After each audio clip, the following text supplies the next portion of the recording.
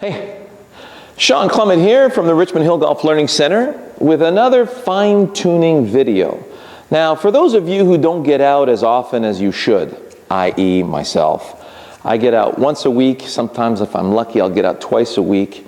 And obviously I've got a very competitive spirit. I want to get out there and perform well.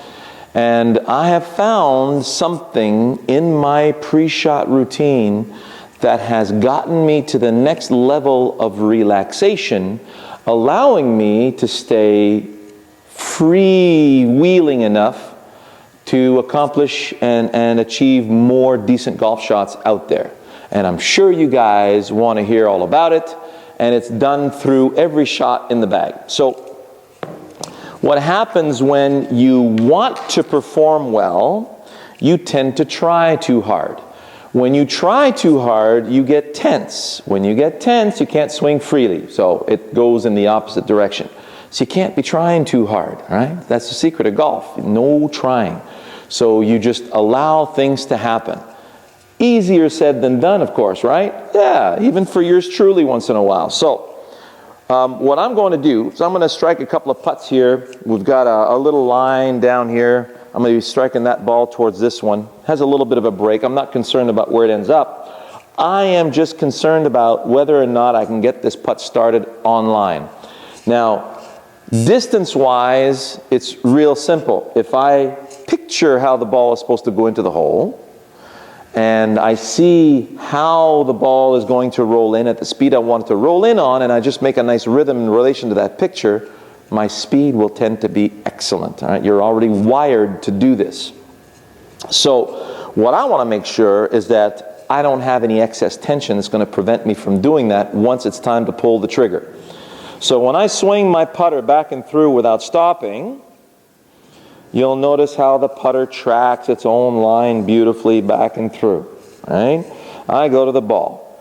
I say, okay, that's where I'm going. I get a little bit tense. And then, because when I get tense, I tend to hold the club a little bit closer to my body, bring the club a little more to the inside than it should, and then I'll have to do some finagling, right? So the less I need to do the finagling, the better the shot's going to happen. So I allow the putter to hang from the shoulders, and I'll just do a little waggle. So I'll nudge it back, and I'll go, okay, if I let the putter fall, the arm putter unit fall, will it track along that line toward that ball? Yes. No. No. So I feel it hang, waggle it back, that's the one. Waggle it back, that's the one. Let it go, that's the one. So, boom, perfect. The ball is going exactly in the direction I want it to go.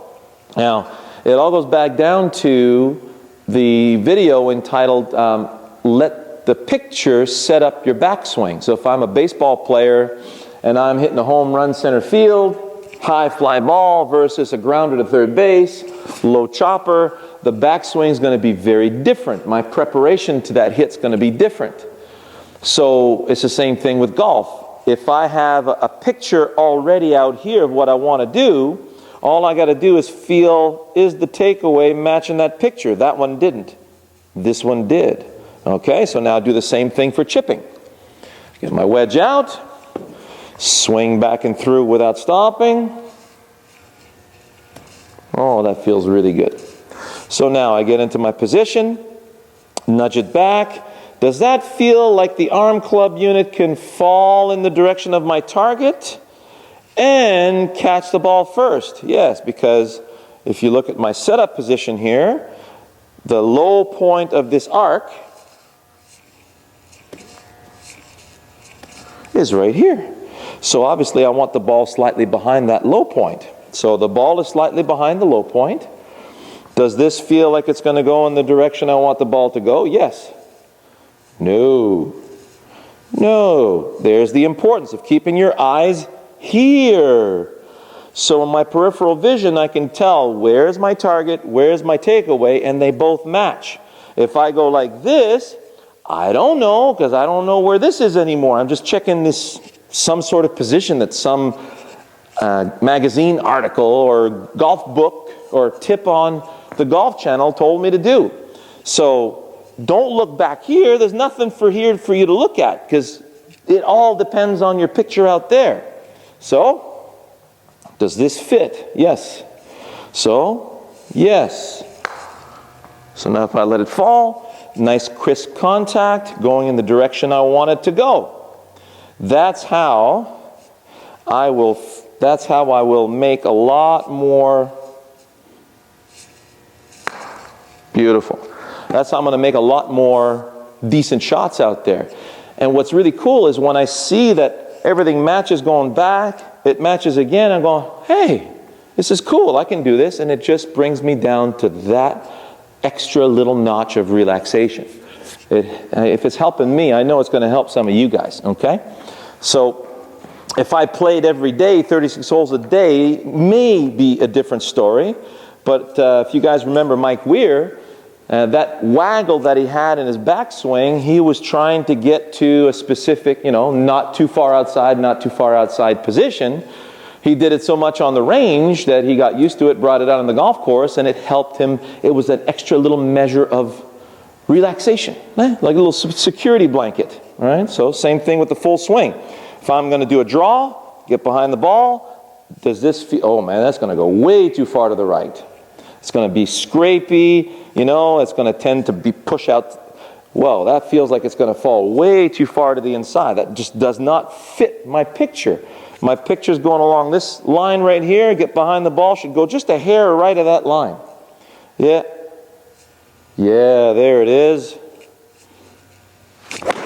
Boom. That makes sense, okay? So, your picture, your setup matches your picture, your waggle matches your picture. Hey, now we're getting down to a comfortable level. We just have to rehearse it enough on the driving range to be comfortable enough in our routines that we can belt it out there in 40 seconds or less, then we can take it out to the golf course, okay? So be efficient in your routines, so on the golf course you're not, holding everybody back, and enjoy the process.